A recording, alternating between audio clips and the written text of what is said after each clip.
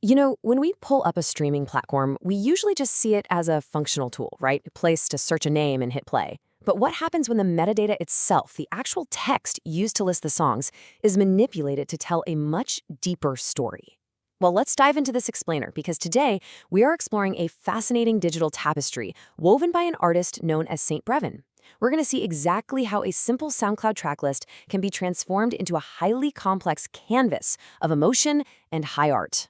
Think about it. What on earth ties a famous, groundbreaking Picasso painting to a heavily stylized Gothic declaration of teenage angst sitting on the exact same artist's profile?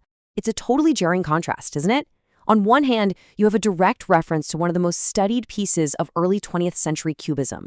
And on the other, you've got a line of text that looks like it was ripped straight from a dark, brooding social media bio. This friction? It isn't an accident. It's a highly curated aesthetic choice designed to literally make the scroller stop in their tracks and think. Section 1. The SoundCloud Canvas, Text as Art. 9. There are exactly 9 tracks uploaded to this profile over a span of just 2 days. In an era where we're all constantly bombarded with visual noise, we need to realize we aren't just looking at standard metadata here. We're looking at text formatting, acting as the art itself. These 9 tracks act as a rapid-fire emotional release, 9 distinct statements. In the traditional music industry, releases are usually drawn out over months, right? But in the immediate frictionless world of a platform like SoundCloud, an artist can document an emotional spiral or a sudden burst of creative clarity in real time. This heavily compressed time frame is our very first major clue that we are witnessing a specific contained emotional event. Section 2. Analyzing the May uploads, a 48-hour window. So, let's treat this like a digital diary, logged right down to the exact minute in Greenwich Mean Time. Doing this lets us literally map out the artist's headspace and observe a rapidly evolving emotional state. Just look at this timeline.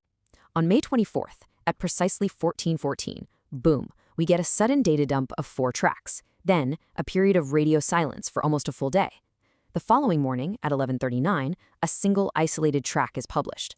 And then just a few hours later, at 15:29, a final wave of 4 tracks hits the platform. This isn't some slow, calculated drip campaign. These are punctuated outbursts of expression that represent entirely distinct artistic moods. So, looking beyond just the clock, we really have to ask ourselves, how do these totally disparate concepts even coexist in one unified project? How does a single artist channel a classical Spanish painter, use aggressively stylized internet typography, and then seamlessly transition into delicate atmospheric imagery like raindrops, all within a single 48-hour window? To understand this, we have to zoom in and look closely at the actual architecture of the words themselves. Section 3. Typography as artistic expression. Since there's no physical vinyl sleeve or a glossy CD booklet to convey the vibe, Saint Breven relies entirely on a keyboard to paint the picture. Keystrokes, spaces, and punctuation marks literally become the brushstrokes. Notice how the deliberate spacing in the title RAINDROPS on my cheeks forces you to read the text slowly. By injecting those wide, sweeping spaces between every single letter of the first word, the artist completely alters your reading speed. You can't just glance past it. The text physically takes up way more horizontal space on the screen, creating this visual descent, a slow trickle of letters that perfectly mimics the concept of falling rain. And then there's the abrupt punctuation, the merging of words, the strictly lowercase letters. It all conveys this raw, unfiltered internet-era vulnerability. Look at "I'm the sun" with absolutely no space after the apostrophe, or "please stay," joined by a stark hyphen and then just abruptly ended with a period. It feels like one of those urgent, unedited text messages you send at 2 a.m., doesn't it? The sudden exclamation in "beat this," juxtaposed right against the lowercase melancholy of "fog and ignorance," shows an artist who is intentionally rejecting standard grammar to convey a deep feeling of immediacy and informal intimacy. And then we hit this. Placed on its own completely isolated upload time, this dramatic fracture font forces a completely different, way darker aesthetic onto the viewer. This was the single track uploaded at 11:39 on May 25th. I Hated Love, SM, but translated into a heavy Gothic script. By stepping totally outside the standard system font, Saint Breven creates a visual black hole right on the profile.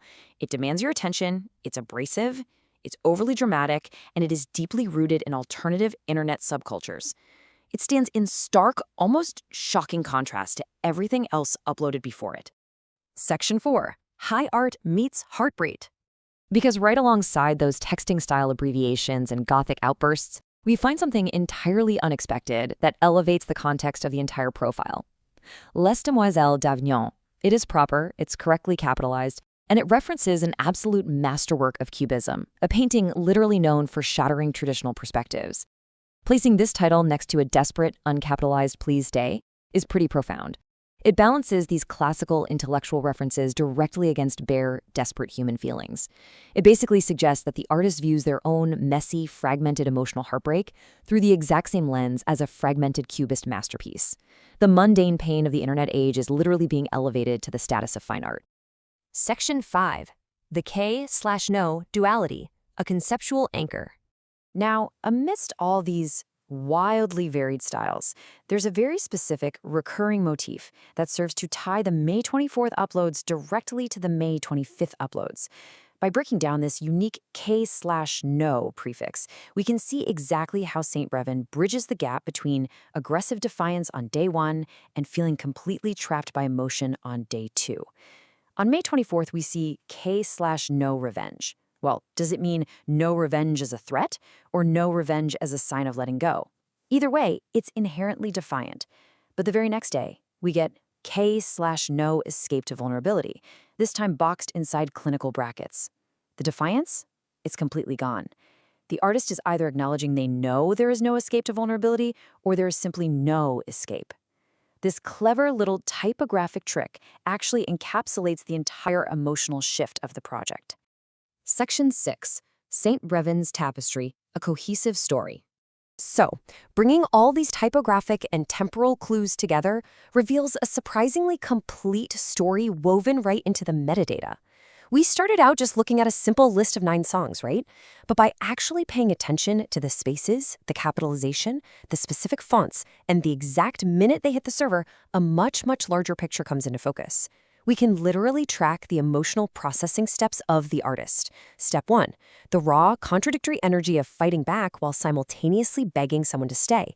Step 2, sitting alone the next morning, totally enveloped in a dark, Gothic rejection of love. And finally, step 3, just a few hours later, achieving a kind of atmospheric acceptance, looking at their situation as a fragmented piece of art, just watching the raindrops. It's essentially a 3-act play told entirely through digital file uploads. Which leaves us with a pretty massive question. If metadata alone, just the text fields, can tell a complete story of heartbreak, defiance, and high art, what does that mean for the future of digital musical expression? It absolutely redefines where the music ends and the visual canvas begins. We are so used to consuming content at lightning speed these days, but artists like St. Breven remind us that there is immense depth waiting to be found if we just take a second to look at how the information itself is being presented to us. The medium truly is the message. Thank you so much for diving into this fascinating digital tapestry with me. On this explainer, I hope you found it as compelling as I did.